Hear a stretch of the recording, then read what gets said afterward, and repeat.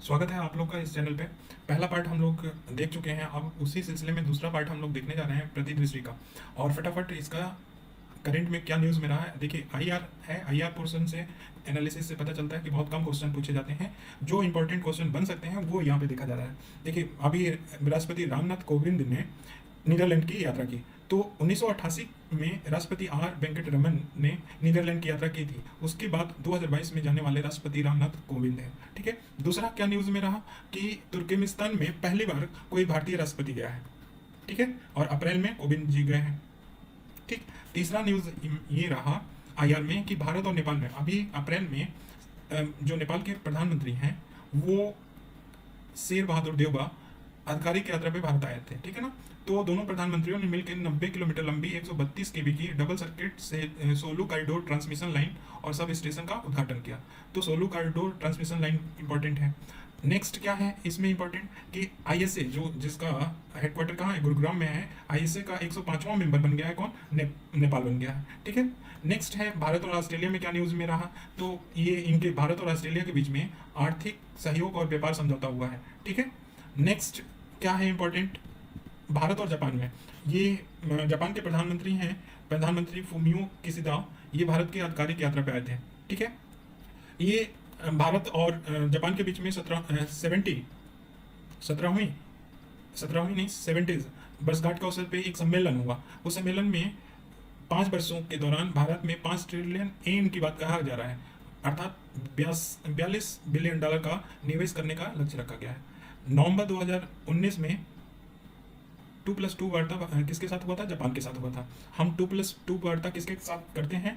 2+2 की वार्ता हम ऑस्ट्रेलिया के साथ करते हैं, ठीक है, जापान के साथ करते हैं और यूएस के साथ करते हैं, 3 के साथ। चौथा सिनेरियो में आने वाला है रसिया के साथ करने की बात चल रही है कि रसिया के साथ भी 2+2 वार्ता होगा। ठीक है, अभी सितंबर का ही न्यूज़ में है, नवंबर में जापान के साथ हुआ था, सितंबर में 2+2 मंत्री स्तरीय वार्ता किसके साथ हुआ था? ऑस्ट्रेलिया के साथ।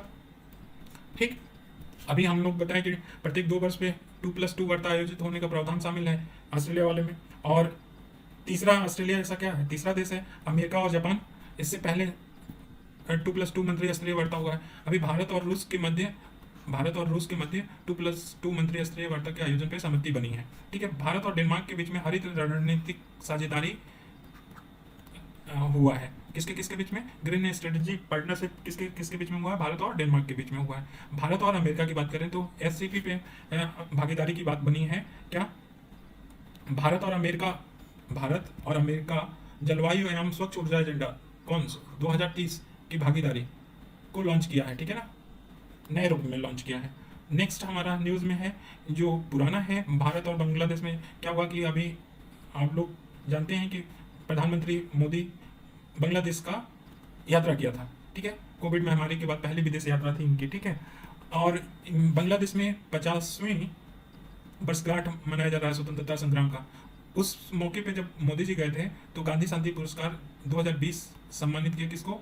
शेख मुजीबुर रहमान को। ठीक है, अब नेक्स्ट क्या है कि 6 दिसंबर को याद रख लेना कि मैत्री दिवस किसके साथ मनाने का निर्णय लिया गया है? मैत्री दिवस पूछा जाए तो बांग्लादेश के साथ। अब इंडेक्सेस आ जाइए, इंडेक्सेस इंपॉर्टेंट है। पहला इंडेक्स है हेनले पासपोर्ट सूचकांक और 2022 का है। ठीक है, इसमें नंबर 1 कौन है? जापान है। अगर जापान पासपोर्ट धारक है वो 192 देशों का यात्रा कर सकता है पूर्व वीजा। ठीक है, बिना वीजा के वो जाके 192 देशों का यात्रा कर सकते हैं। जब वहां पे लैंड करेंगे तो वो वीजा मिल जाएगा उनको। वैसे ही इंडिया का रैंक इसमें क्या है?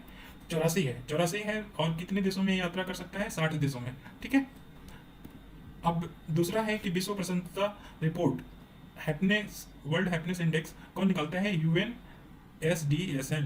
इसका नाम क्या है हिंदी में बोले तो? संयुक्त राष्ट्र सतत विकास समाधान network, United nation sustainable development solution network. ठीक है, तो ये 2022 प्रकाशित किया गया है।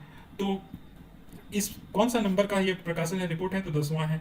ठीक है, 6 कारकों पे ये देखा जाता है। मेंस के लिए इंपॉर्टेंट है कि 6 कारकों में, क्योंकि ये जुड़ा हुआ है किससे?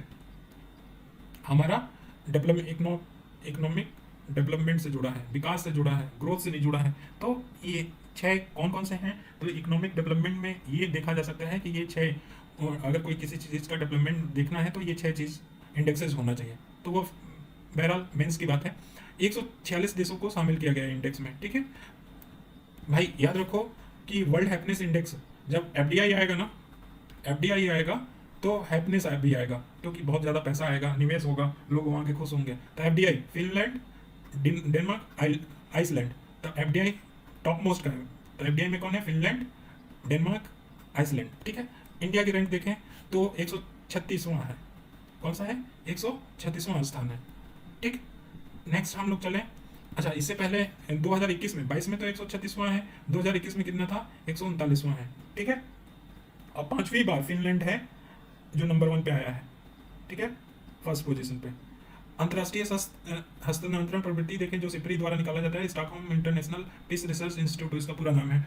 तो अगर देखें ट्रांसफर में, तो सबसे ज़्यादा हथियार निर्यातक कौन है, आर्म एक्सपोर्टर कौन है? तो सबसे पहला है अमेरिका, देन रूस, देन फ्रांस, देन चीन और जर्मनी। ठीक है, कब की बात की जा रही है? 2017 से 21 के बीच में सबसे ज़्यादा आर्म एक्सपोर्टर। अगर देखें 2017 से 21 के बीच में कुल निर्यात में जो ऊपर के 5 हैं, अमेरिका, रूस, फ्रांस, चीन, जर्मनी, 77% योगदान करते हैं कुल एक्सपोर्ट में।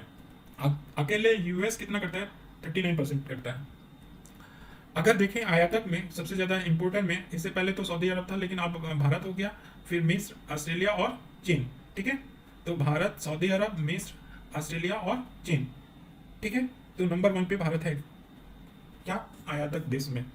भारत 2017-21 के बीच में सबसे ज्यादा भारत को आपूर्तिकर्ता देश कौन था? आयात कहाँ से करता था? रूस से करता था। ठीक है ना, तो सबसे ज्यादा आपूर्तिकर्ता देश कौन सा है? रूस है।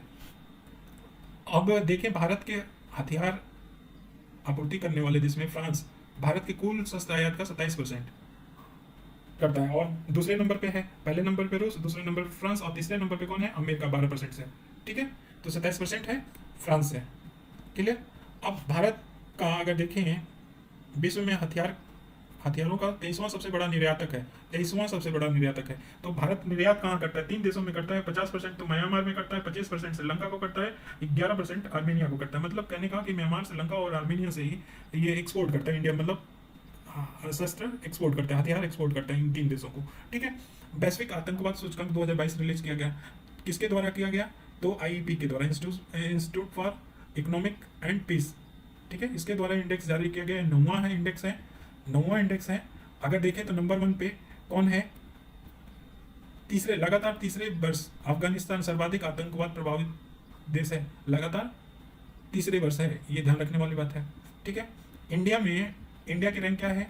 इंडिया की रैंक है इसमें 12वें स्थान पे है। ठीक है, तो सबसे ज्यादा वैश्विक आतंकवाद सूचकांक से प्रभावित कौन है? पहला है अफगानिस्तान, और इंडिया का रैंक क्या है? 12वां है। मेडागास्कर है, उसको सीडीआरआई का नया सदस्य बन गया। इंपॉर्टेंट क्वेश्चन यहाँ से बन सकता है। देखो 2019 में न्यूयॉर्क में आयोजित हुआ था कौन सा? संयुक्त राष्ट्र जलवायु कार्रवाई शिखर सम्मेलन हुआ था, यूएन क्लाइमेट एक्शन समिट 2019 में। इसमें मोदी जी ने गठबंधन की, सीडीआरआई की गठबंधन की बात कही, और इसका सचिवालय कहाँ है? नई दिल्ली में। ठीक है, तो न्यूयॉर्क में आयोजित किया गया था यूएन क्लाइमेट एक्शन समिट में, उसमें सीडीआरआई के गठन की बात किया गया था, और सीडीआरआई के सचिवालय कहाँ है? नई दिल्ली में है। सीडीआरआई के सदस्य कितने होंगे? 30 हो गए हैं अब। ठीक है, और 30 के अलावा 7 अंतर्राष्ट्रीय संगठन भी हैं इसमें। 7 कौन कौन से हैं वो देखेंगे, लेकिन 30वां कौन बना है? मेडागास्कर बना है। ठीक है, पहला एबीडी, विश्व बैंक, यूएनडीपी, यूएनडीआरआर, और आपदा प्रतिरोधी सोसाइटी हेतु निजी क्षेत्र से गठबंधन, जलवायु प्रतिरोधी निवेश हेतु गठबंधन, यूरोपीय संघ।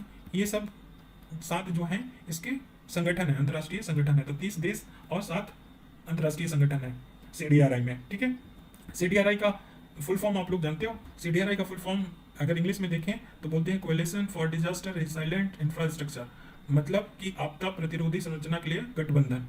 ठीक है, अब देखें कि सीडीआरआई के 12 संस्थापक सदस्य थे, उसमें इंडिया नहीं है। संस्थापक बोल देगा कि सीडीआरआई का संस्थापक सदस्य कौन है, तो इंडिया नहीं है। ठीक है ना, ये ध्यान रखने वाली बात है। नेक्स्ट हम लोग चलते हैं कि यूएई जो है उसको एफएटीएफ ने ग्रे सूची में डाल दिया है। अभी तक तो हम लोग पाकिस्तान पढ़ते आए हैं, लेकिन अभी क्या है, ग्रे सूची में किसको डाल दिया गया है? यूएई को, और जिम्बाब्वे को ग्रे सूची से बाहर कर दिया है एफएटीएफ को। वर्तमान में कितने ग्रे सूची में है? ग्रे सूची में देश शामिल है, 23 देश शामिल है। ठीक है, अब नेक्स्ट है अंतर्राष्ट्रीय बौद्धिक संपदा सूचकांक। ये किसके द्वारा जारी किया जाता है? यूएस चैम्बर ऑफ कॉमर्स के द्वारा जारी किया जाता है। 10वां ये संस्करण है, ठीक है, 2022 के लिए जारी हुआ है। भारत का स्थान इसमें कितना है? 43वां, इंपॉर्टेंट है, ठीक है, 43वां है, ठीक है। तो नंबर 1 पे कौन है कॉम्पिटिटिव इंडेक्स में? यूएसए है, देन यूके है, ध्यान रखना, यूएस है देन यूके है, ठीक। आर्थिक स्वतंत्रता सूचकांक ये जारी हुआ 2022 के लिए, इसमें 184 देशों को शामिल किया गया है, ठीक है। नंबर 1 पे कौन रखा गया है? देखो भारत का स्थान इसमें भारत, ब्राजील और अर्जेंटीना जैसी प्रमुख अर्थव्यवस्थाएं शामिल में है, ठीक है। सिंगापुर को विश्व की सबसे स्वतंत्र अर्थव्यवस्था घोषित किया गया है। सूचकांक में सिंगापुर को विश्व का सबसे स्वतंत्र अर्थव्यवस्था घोषित किया गया है। और भारत का 2022 में रैंक कितना है आर्थिक स्वतंत्रता सूचकांक में? 131 है। तो सबसे पहला कौन? सिंगापुर, ठीक है। और भारत का स्थान कितना? 131, ठीक है। आर्थिक स्वतंत्रता सूचकांक सबसे पहले 1995 में प्रकाशित किया गया था, ठीक है ना। ये कौन? वाशिंगटन डीसी में एक थिंक टैंक है, द हेरिटेज फाउंडेशन द्वारा ये किया जाता है, ठीक है। नेक्स्ट है भ्रष्टाचार बोध सूचकांक, ये जारी हुआ, ठीक है। लेकिन ध्यान रखें कि ये 2021 की बात कर रहे हैं, 25 जनवरी को जारी हुआ था, लेकिन 2021 की बात है। कुल कितने हैं? 180 देश शामिल हैं इस इंडेक्स में। और इसमें कौन नंबर 1 पे है? डेनमार्क, फिनलैंड और न्यूजीलैंड, ये प्रथम स्थान पे है। 3 हैं, ध्यान रखना, कौन कौन? डेनमार्क, फिनलैंड और न्यूजीलैंड। डीएफएन क्या है? फर्स्ट है, ठीक है। और सूडान को अंतिम स्थान मिला है। इंडिया का रैंक मालदीव के साथ मिला है, 85 रैंक है, ठीक है। और स्कोर कितना है? 40 है। दुर्गा पूजा को मानवता की एक अमूर्त सांस्कृतिक विरासत में शामिल किया गया है। कलकत्ता की जो दुर्गा पूजा है उसको अमूर्त सांस्कृतिक विरासत में शामिल कर लिया गया है, ठीक है। ऐसा है कि ये ऑनलाइन एक बैठक हुई थी यूनेस्को का, उसमें 47 नई विरासतों का सूची घोषित किया गया, घोषणा किया गया। उस सूची में इंडिया का एक दुर्गा पूजा भी शामिल है, ठीक है। अभी तक क्या है ना कि 140 देशों के कुल 630 विरासतें शामिल हो चुकी हैं यूनेस्को के अमूर्त सांस्कृतिक विरासत में। तो ये भी पूछा जा सकता है, अगर टफ बनाने वाला है तो अपने तरफ से तैयार रहना है हम लोग को। दुर्गा पूजा के भारत की 14वीं ऐसी अमूर्त सांस्कृतिक विरासत है जिससे यूनेस्को इस सूची में शामिल किया गया है। तो 14वीं है दुर्गा पूजा। तो 13 कौन कौन है? देखो जल्दी जल्दी से देख लेते हैं। रामलीला 2008 में, वैदिक मंत्रोच्चार 2008 में, कुटियात्तम 2008 में, रमन ये गढ़वाल हिमालय में एक धार्मिक उत्सव है 2009 में, मुडियट्टू ये केरल में, ठीक है, ये नृत्य नाटक है, रंगमंच नृत्य नाटक। कालबेलिया राजस्थान का लोकगीत और नृत्य है। छाऊ नृत्य ये पूर्वी भारत का है, ठीक है, जो झारखंड, उड़ीसा, पश्चिम बंगाल में छाऊ नृत्य पूछा जा सकता है। 2010 में ये शामिल हुआ था। 8वां कौन है? लद्दाख का बौद्ध मंत्रोच्चार, ठीक है, ये पवित्र बौद्ध ग्रंथों का पाठ है। संकीर्तन जो मणिपुर का अनुष्ठानिक गायन है, ढोल वादन और नृत्य, इसको भी शामिल किया गया 2013 में। पंजाब के जंडियाल गुरु के ठठेरों द्वारा पारंपरिक रूप से पीतल और तांबे के बनाए जाने वाले बर्तनों को शिल्पकला 2014 में शामिल किया गया। योग को कब शामिल किया गया? 2016 में। नवरोज है वो 9 वर्ष का उत्सव का आयोजन है 2016 में। कुंभ मेला कब शामिल किया गया था? 2017 में। और 2021 में कोलकाता की दुर्गा पूजा शामिल हो गया, ठीक है। 10% ऑफ द ईयर 2021 किसको दिया गया? तो एलन मस्क को। इंपॉर्टेंट, किसको मिला? एलन मस्क को। अच्छा, एलन मस्क 3 देश के नागरिकता लिए हुए हैं, किसका? दक्षिण अफ्रीका, अमेरिका और कनाडा का, ठीक है। अब नेक्स्ट हम लोग चलते हैं, ये टाइम्स ऑफ जो 10% ऑफ द ईयर दिया गया है, 10% ऑफ द ईयर टाइम द्वारा जो दिया जाता है पत्रिका, उससे उसी ने एक हीरोज ऑफ द ईयर भी दिया है। तो किसको दिया है? मिरेकल वर्कर्स के नाम से वैक्सीन वैज्ञानिकों को दिया है। हीरोज ऑफ द ईयर किसको दिया है? वैक्सीन वैज्ञानिकों को दिया गया है। Entertainer of the year entertainment के लिए अमेरिका के गायिका है ओलिविया रोड्रिगो को दिया गया है। एथलीट ऑफ द ईयर किसको मिला है? सिमोन वाइल्स को मिला है, ठीक है, ये अमेरिकी जिम्नास्ट है। अब देखो वर्ड ऑफ द ईयर पूछा, वर्ड ऑफ द ईयर पूछ सकता है। ऑक्सफोर्ड के लिए कौन रखा है? वैक्स रखा है। वैक्स का मतलब वैक्सीन, ठीक है ना, फुल फॉर्म वैक्स। अगर कॉलिंस डिक्शनरी का देखें तो एनएफटी को वर्ड ऑफ द ईयर चुना गया है। एनएफटी का मतलब है नॉन फंजिबल टोकन, ठीक है। और कैम्ब्रिज डिक्शनरी ने प्रिजर्वेरेंस को वर्ड ऑफ द ईयर घोषित किया है, ठीक है। वैश्विक स्वास्थ्य सूचकांक सुरक्षा सूचकांक 2021 में जारी किया गया। किसके द्वारा ये जारी किया गया? तो विकास किया गया न्यूक्लियर थ्रेट इनिशिएटिव एनटीआई और जॉन हॉपकिंस सेंटर के द्वारा, ठीक है। अब इसमें देखें कि किसको क्या रैंक मिला। तो सबसे नंबर 1 पे यूएस है, देन ऑस्ट्रेलिया है, और भारत का देखें तो कौन सा स्थान है? 66वां है। ठीक है। अगर दक्षिण एशियाई देशों में देखें तो भारत का स्वास्थ्य सुरक्षा दृष्टिकोण से कौन सा है, प्रथम स्थान है। तो ये भी इंपॉर्टेंट है, ध्यान रखना। विश्व के 100 सबसे शक्तिशाली महिला के नाम देखिए। तो सबसे पहला इस समय जेफ बेजोस की जो वाइफ है मैकेंजी स्कॉट, उन नंबर 1 पे है। पहली बार ऐसा हुआ जो 18 पहली बार नहीं हुआ, 18 वर्षों के इतिहास में सिर्फ 3 बार जर्मन चांसलर एंजेला मर्केल हैं, वो प्रथम स्थान नहीं प्राप्त किए। ठीक है ना, ये 3 बार, तो ये तीसरा में ये इंक्लूड है। तो 18 वर्षों के इतिहास में, तो इस बार भी एंजेला मर्केल पहले नंबर पे नहीं है, कहने का मतलब ये है। दूसरे नंबर पे कौन है, जो अमेरिका के राष्ट्रपति हैं कमला हैरिस हैं, और यूरोपीय सेंट्रल बैंक के अध्यक्ष हैं क्रिस्टीन लेगार्ड, ये तीसरे स्थान पे हैं। अगर देखें भारत में तो 4 भारतीय महिलाओं को शामिल किया गया है। कितने, 4, ध्यान रखना। पहले हैं 37वें स्थान पे हैं निर्मला सीतारमण। ठीक है। और HCL के जो CEO हैं रोशनी नडार मल्होत्रा 52वें स्थान पे, और बायोकॉन के संस्थापक मजुमदार शाह, किरण मजुमदार शाह 72वें पे, और नायका की संस्थापक फाल्गुनी नायर 88 पोजीशन पे हैं। ठीक है। NDB न्यू डेवलपमेंट बैंक जो है उसका मिस्र क्या हो गया, सदस्य, एक नया सदस्य बन गया है, तो पूछा जा सकता है। और NDB की स्थापना कब हुआ था, न्यू डेवलपमेंट बैंक, ये 2015 में हुआ। किस ब्रिक्स देश जो मिले हैं, ब्राजील, भारत, रूस, चीन, दक्षिण अफ्रीका, इनके द्वारा स्थापित किया गया है। इससे पहले 3 देश थे, जो बांग्लादेश, कौन कौन, बांग्लादेश, UAE, उरुग्वे, ये NDB के सदस्य शामिल थे। 3 से पहले कौन, बांग्लादेश, UAE और उरुग्वे। मिस्र या इजिप्ट अभी शामिल हुआ है, चौथा ये देश है। ठीक है। अगर world wide cost of living report देखा जाए 2021, ये निकालता कौन है, EIU निकालता है, इकोनॉमिस्ट इंटेलिजेंस यूनिट निकालता है। ठीक है ना।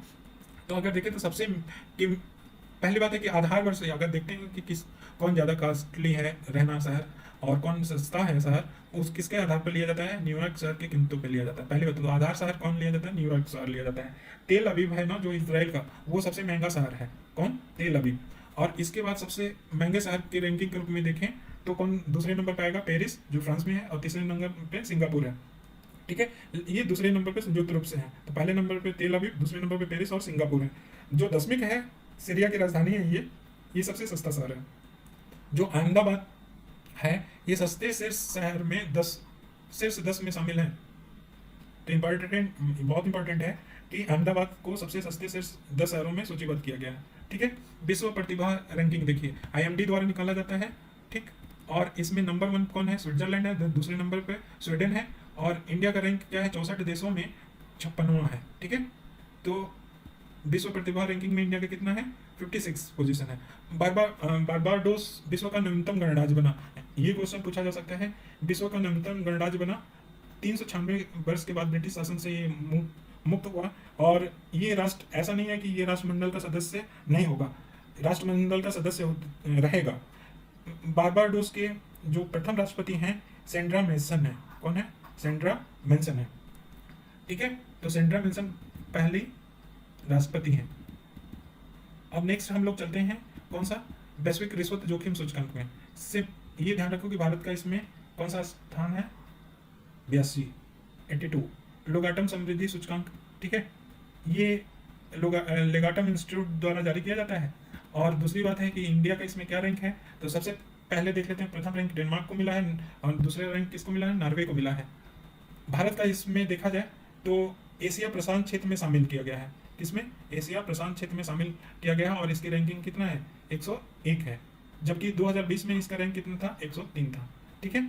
अगर क्षेत्र के रूप में देखें कि सबसे समृद्धि कौन क्षेत्र है लेगाटम में, तो उत्तरी अमेरिका का विश्व का सर्वाधिक समृद्ध क्षेत्र माना गया। जलवायु परिवर्तन प्रदर्शन सूचकांक 2022 जारी किया गया। ठीक है। COP26 जब हुआ था उसी समय में जर्मन वॉच ने क्लाइमेट एक्शन नेटवर्क और न्यू क्लाइमेट इंस्टीट्यूट द्वारा ये सूचकांक जारी किया गया। क्या है इस सूचकांक में कि शीर्ष 3 स्थान पे कोई भी देश अपना स्थान नहीं बना पाया है। ठीक है ना, शीर्ष 3 स्थान पे खाली है। चौथे नंबर पे कौन आया है, डेनमार्क आया है, ये सर्वोच्च रैंक वाला देश है। ठीक है ना, लेकिन चौथा पोजीशन पे। और अंतिम स्थान किसको मिला है, कजाकिस्तान को मिला है। और जलवायु प्रदर्शन सूचकांक में भारत का स्थान कौन सा है, 10वां है। ठीक है। 2021 में 10वां था, और 2020 में 9वां था। ठीक है। मिलाने के लिए अगर पूछ ले तो ये ध्यान में रखना है। नेक्स्ट हम लोग चलते हैं वैश्विक ड्रग नीति सूचकांक। ड्रग नीति सूचकांक में कुछ नहीं इंपॉर्टेंट है। नेक्स्ट हम लोग चलते हैं, श्रीनगर यूनेस्को के रचनात्मक शहर के नेटवर्क में शामिल हो गया है। तो 6 शहर रचनात्मक शहर भारत के 6 शहर हैं जो यूनेस्को के रचनात्मक शहरों के नेटवर्क में शामिल हो गए हैं। कितने शहर? 6 शहर, ठीक है ना। अगर अभी तक टोटल देखा जाए तो 90 देशों के 295 शहर शामिल हैं इसमें, यूनेस्को के रचनात्मक शहर में। तो 6 भारत के कौन कौन हैं? एक तो है मुंबई, दूसरा है चेन्नई, तीसरा हैदराबाद, चौथा है वाराणसी, पांचवा है जयपुर और छठा अभी हम लोग पढ़ ही रहे हैं श्रीनगर, ठीक है। अच्छा देखो, जो यूनेस्को की रचनात्मक शहर नेटवर्क है को वर्ष 2004 में लॉन्च किया गया है। जो ये नेटवर्क बताता है 2004 से ये लॉन्च किया गया है, ठीक। क्यूएस रैंकिंग को अगर हम देखें तो सबसे ज्यादा विश्वविद्यालय कहाँ पे हैं, किस देश में? तो चीन में है। दूसरे नंबर पे 116 नंबर के साथ इंडिया में सबसे ज्यादा विश्वविद्यालय है, ठीक है। अगर देखें रैंकिंग में तो नेशनल यूनिवर्सिटी ऑफ सिंगापुर लगातार चौथे वर्ष एशिया का एशिया का सर्वश्रेष्ठ विश्वविद्यालय रहा। अगर इंडिया में देखें तो इंडिया का नंबर 1 रहा आईआईटी बॉम्बे, ठीक है। नेक्स्ट हम लोग चले टाइम्स हायर एजुकेशन द्वारा रैंकिंग दिया गया 2021 में, अक्टूबर में ये आया था रिपोर्ट। इसमें भारत के 4 संस्थान को शामिल किया गया है। एक आईआईटी बेंगलुरु है जो सिर्फ 100 में शामिल है, 100 जो लिस्ट बनाया है उसमें शामिल है, ठीक है ना। और उसके बाद 3 संस्थान कौन है? 4 हैं, तो एक तो आईआईटी बेंगलुरु हो गया, एक आईआईटी बॉम्बे हो गया और एक आईआईटी दिल्ली और नेक्स्ट है आईआईटी मद्रास, ठीक है। Rule of law index the world justice project द्वारा ये लॉन्च किया जाता है, रूल ऑफ लॉ इंडेक्स, ठीक है। इसमें कौन है नंबर 1 पे? डेनमार्क है, नॉर्वे है और फिनलैंड। तो डेनमार्क नंबर 1 पे, नॉर्वे दूसरे नंबर पे और फिनलैंड तीसरे नंबर पे।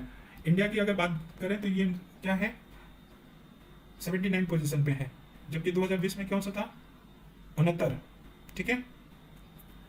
वैश्विक भूखमरी सूचकांक इंपॉर्टेंट, देखो कौन निकालता है? कंसर्न वर्ल्ड वाइड तथा वर्ल्ड हंगर हेल्प द्वारा संयुक्त रूप से निकाला जाता है, ठीक है। ये 16वां रिपोर्ट था। इस रिपोर्ट का विषय क्या था? विषय था संघर्ष की स्थिति में भूख और भोजन की व्यवस्था। ये क्षेत्रीय स्तर पे भी देखा जाए तो अगर क्षेत्रीय स्तर पर देखा जाए तो अफ्रीका के जो साउथ ऑफ द सहारा है वो सर्वाधिक स्कोर के साथ भूखमरी से ग्रसित था। अगर एशिया की बात देखें तो एशिया में नंबर 1 पे दक्षिणी एशिया था, ठीक है। और ओवरऑल देखें तो नंबर 1 पे कौन था? Africa, south of the Sahara और दक्षिण एशिया दूसरे नंबर पे। नेक्स्ट हम देखें कि सोमालिया एकमात्र एक ऐसा देश है जो चरम भयावह स्थिति में भूखमरी है, एक्सट्रीमली अलार्मिंग। और 5 देश हैं जो अलार्मिंग कंडीशन में है, हंगर के, ठीक है। तो एक्सट्रीम अलार्मिंग में कितने हैं? 1 देश, और अलार्मिंग में कौन है? 5 देश, ठीक है। अगर भारत की देखें तो 101 स्कोर है, रैंक है, और स्कोर कितना है? 27.5। देखो 2020 में भारत को कितना मिला था? 94 रैंक मिला था, ठीक है। वैश्विक खाद्य सुरक्षा सूचकांक ये जारी किया गया 10वां ये रिपोर्ट था, ठीक है। इसमें अगर देखें तो आयरलैंड नंबर 1 पे है, सबसे ज्यादा सुरक्षित, ठीक। भारत को इसमें 71वां स्थान मिला है। प्रकृति और लोगों के लिए ऊंचा आकांक्षा गठबंधन था। इससे कोई इंपॉर्टेंट क्वेश्चन नहीं बनेगा। नेक्स्ट है नोबेल पुरस्कार। नोबेल पुरस्कार देख लेते हैं, यहाँ से क्वेश्चन बनने के चांसेस है। आप लोग सबको मालूम है कि यहाँ से बनेगा, तो सब लोग तैयार करके जाएंगे। अर्थशास्त्र का नोबेल पुरस्कार the royal Swedish academy of sciences द्वारा दिया गया, ठीक है। किसको मिला? 3 लोगों को मिला, और नाम भी बहुत इजी है। डेविड कार्ड, इकोनॉमी की बात है तो कार्ड की बात कर रहे हैं। जब इकोनॉमी होगा तो जोशुआ डी एग्रेस्ट, ये जोशुआ होगा। और गुड एंड सर्विसेज पढ़ते हो ना, तो गुइडो डब्ल्यू इम्बेंस, ये नीदरलैंड के निवासी हैं जो अमेरिका के फिर से नागरिक बन गए। वैसे ही ये पूछा जा सकता है, नाम तो ना पूछे, हो सकता है कि देश पूछ ले, तो देश ध्यान रखना है। डेविड कार्ड अमेरिका के, ठीक है। जोशुआ डी एंग्रेस्ट कौन है? अमेरिका के हैं। और गुइडो डब्ल्यू इम्बेंस भी अमेरिका के, तो तीनों अमेरिका के हैं। लेकिन मूल निवासी कहाँ के हैं ये ध्यान रख लेना एक बार, ठीक है। पूछेगा नहीं लेकिन ध्यान रखना है। जो डेबिट कार्ड है वो श्रम अर्थशास्त्र पे जो लेबर इकोनॉमिक है उसमें उनके प्रयोग उसमें योगदान दिया, ठीक है, सीधी बात है। नोबेल शांति पुरस्कार द नॉर्वेजियन नोबेल कमेटी द्वारा दिया जाता है। इस बार 2 लोगों को दिया गया, मोस्ट इंपॉर्टेंट मारिया रेसा को दिया गया जो फिलीपींस के पत्रकार हैं, और दमित्री मुरातोव ये रूस के पत्रकार हैं, इन दोनों को मिला है। तो मारिया रेसा फिलीपींस ये कंट्री याद रखना, और दमित्री मुरातोव को रूस, ठीक है। अब चलते हैं नेक्स्ट पे। साहित्य में नोबेल पुरस्कार द स्वीडिश एकेडमी द्वारा दिया गया। किसको दिया गया? अब्दुल रजाक गुरनाह को दिया गया। अब्दुल रजाक गुरनाह को, ये कहाँ के हैं? तंजानिया के, अभी इंग्लैंड के निवासी हो गए हैं, ठीक है। शरणार्थियों के बारे में ये विभत्स रूप दिखाया है। उस पे इनका पहला जो उपन्यास है गुन्ना का, वो है मेमोरी ऑफ द डिपार्चर। ठीक है, अन्य इनके उपन्यास कौन है? Pilgrims Way, Dottie, Paradise, Admiring Silence, By the Sea, Desertion, The Last Gift, Gravel, ये ग्रेवल हार्ट और आफ्टर लाइव्स। तो 2020 का आफ्टर लाइव्स है, तो ये इंपॉर्टेंट है, ये ध्यान रखना। तो ये इनको साहित्य मिला नोबेल। रसायन में देखें तो royal Swedish academy of sciences द्वारा मिला, किसको मिला? बेंजीन रसायन, बेंजीन रसायन, तो बेंजामिन लिस्ट जर्मनी के हैं, और डेविड मैकमिलन, मिलन जो अपरेटस होता है, ठीक है ना, केमिस्ट्री से जुड़ा है, तो डेविड मैकमिलन ब्रिटिश अमेरिकी हैं। इनको दोनों लोगों को संयुक्त रूप से मिला, किस पे मिला? एसिमेट्री ऑर्गेनो कैटलिस्ट पे मिला। ठीक है, अब नेक्स्ट चलते हैं फिजिक्स में नोबेल पुरस्कार। ये भी स्वीडिश एकेडमी ऑफ साइंसेस द्वारा दिया जाता है। जटिल भौतिक प्रणालियों को समझने में उल्लेखनीय योगदान के लिए दिया गया। किसको किसको दिया गया? स्यूकुरो मनाबे को, क्लास हेसलमैन को, ये अमेरिकी के हैं, ठीक है, और निवासी ये जर्मनी के हैं। इनको आधा मिला, और आधा एक वैज्ञानिक हैं जिनका नाम है जॉर्जियो पारसी, ठीक है, उनको आधा हिस्सा मिला। ठीक है, तो ये 3 लोगों को मिला है। नेक्स्ट, चिकित्सा विज्ञान का नोबेल पुरस्कार किसको किसको दिया गया है? तो ये दिया जाता है किसके द्वारा? The Nobel assembly eight Karolinska institute द्वारा दिया जाता है, ठीक है ना, स्वीडन की है। डेविड जूलियस के द्वारा को मिला है, और आर्डन पटापोसियन को मिला है, आर्डन पटापोसियन को। ठीक है, तो ये किसके? रिसेप्टर की खोज पे दिया गया है। ठीक है, तापमान और स्पर्श हेतु रिसेप्टर की खोज पे पुरस्कार ये दिया गया है। ठीक है, नेक्स्ट है कि भारत में शिक्षा की स्थिति पे यूनेस्को ने एक रिपोर्ट जारी किया 2021 में। रिपोर्ट का शीर्षक था नो टीचर नो क्लास। पूछ लिएगा कि ये किसने जारी किया रिपोर्ट? No teacher no class. तो ध्यान रखिएगा, यूनेस्को ने ये जारी किया है। ठीक है, नेक्स्ट अगर देखें तो कोई, अब इसके बाद इंपॉर्टेंट नहीं है, यहाँ से क्वेश्चन नहीं बनेंगे, लेकिन हाँ एक बार देख लेना है। नेक्स्ट इंडेक्स है वैश्विक नवाचार सूचकांक। इसमें इसका विषय क्या था? केंद्रीय विषय क्या था? कोविड-19 महामारी के जरिए नवाचार का पता लगाना। ठीक है, इसमें लगातार 11 वर्ष से स्विट्जरलैंड नंबर 1 पे आया था, और भारत का स्थान 46वें स्थान पे हो गया। ठीक है, वैश्विक नवाचार सूचकांक के बारे में बात हो रही है, ठीक है ना, तो 46वें पोजीशन पे है, और 11 वर्ष से स्विट्जरलैंड नंबर 1 पे है। ठीक है, टाइम 100 की सूची 2021 में जारी की गई। 3 भारतीयों को शामिल किया गया, 3 भारतीय हैं इसमें। इसे एक नरेंद्र मोदी जी, पश्चिम बंगाल की ममता बनर्जी, और सीरम इंस्टीट्यूट का आधार पूनावाला। ठीक है, तो ये 3 लोग को टाइम 100 सूची में 3 भारतीय शामिल हैं। नेक्स्ट है आकुस। आकुस को ध्यान रखना है कि आकुस किसके कौन कौन सा देश का गठन का है? ऑस्ट्रेलिया का, यूनाइटेड किंगडम का, और यूनाइटेड स्टेट का। तो ऑस्ट्रेलिया, यूके और यूएस, ये 3 देश से मिलकर बना है। बेसिकली ये जो आकुस है ये त्रिपक्षीय रक्षा साझेदारी है, और टेक्निकली साउंड और डिफेंस को बहुत अच्छे टेक्निकली साउंड बनाने के लिए ये बनाया गया है। ठीक है ना, आकुस प्रशांत क्षेत्र के सुरक्षा के लिए। टाइम्स वैश्विक विश्वविद्यालय रैंकिंग को अगर देखें तो इसमें कोई बहुत ज़्यादा इंपॉर्टेंट न्यूज़ नहीं है, और 500 ग्लोबल 500 सूची को देखें तो नंबर 1 पे एप्पल है। इसके कौन है? CEO Tim Cook. Microsoft Satya Nadella, Amazon Jeff Bezos, Alphabet का सुंदर पिचाई, फेसबुक का कौन है? Mark Zuckerberg. तो नंबर 1 पे कौन है? एप्पल है, 2021 का है। ठीक है, अभी क्या है ना कि ये इंपॉर्टेंट है, ये कभी भी क्वेश्चन पूछा जा सकता है। भारत द्वारा किगाली संशोधन का क्या हो गया? रेक्टिफिकेशन कर दिया, मतलब अनुसमर्थन कर दिया। ठीक है, ये किससे जुड़ा है? ओजोन 6 से जुड़ा हुआ है। ठीक है, ओजोन से जुड़ा हुआ है। इसमें 6 बार मॉन्ट्रियल प्रोटोकॉल में कितनी बार संशोधन हो चुका है? 6 बार। ठीक है, किगाली संशोधन का मतलब क्या है? किगाली का उद्देश्य क्या है? हाइड्रोफ्लोरो कार्बन को में कटौती करना। और ये किगाली समझौता कब से लागू हुआ, प्रभावी कब से हुआ? तो 1 जनवरी 2019 को किगाली संशोधन प्रभावी हुआ। ठीक है, नेक्स्ट, भारत ने मॉन्ट्रियल प्रोटोकॉल का पक्षकार कब बना था? तो 1992 में बना था, 19 जून 1992 में। मॉन्ट्रियल प्रोटोकॉल का पक्षकार कब बना था? 19 जून 1992। तो भारत ने किगाली एग्रीमेंट में क्या किया है? 2032 से 4 चरणों में हाइड्रोफ्लोरोकार्बन की कटौती चरणबद्ध तरीके से करेगा। 2032 में 10% करेगा, 2037 में 20% करेगा, 2042 में 30%, 2047 में कितना करेगा? 85% करेगा। ठीक है, तो चरणबद्ध तरीके से कटौती रखने का प्रोग्राम रखा है। और 2047 तक कितना हो जाएगा? 85। 2030 में कितना करेगा? 2030 में एक भी नहीं करेगा, 32 की बात हो रही है, तो ये ध्यान रखना, 30 नहीं है। 32, ठीक है, 10% से। वैश्विक युवा विकास सूचकांक जारी किया गया, इसमें कोई इंपॉर्टेंट बात नहीं है। लोअर अरुण जल विद्युत के बारे में बात किया जाए तो ये नेपाल में बनाया जा रहा है, अरुण नदी पे बनाया जा रहा है। क्षमता कितना है, 679 है, और इस परियोजना में कोई जलाशय और बांध नहीं बनेगा, ठीक है। और नेपाल द्वारा किया गया सबसे बड़ा निवेश है भारत, नेपाल में भारत द्वारा निवेश किया गया, अगर देखें तो 7,000 करोड़ का निवेश किया, तो सबसे बड़ा निवेश भारत ने किया है अभी तक। और नेपाल का ये सबसे बड़ा जल विद्युत परियोजना भी है, ठीक है। वैश्विक शांति सूचकांक में अगर देखें तो आइसलैंड को नंबर 1 पे मिला, ठीक है। 2008 से ये नंबर 1 पे है वैश्विक शांति सूचकांक में, ठीक है। और अगर देखें अशांत में तो लगातार चौथी बार कौन है, अफगानिस्तान अशांत रहा है, ठीक है।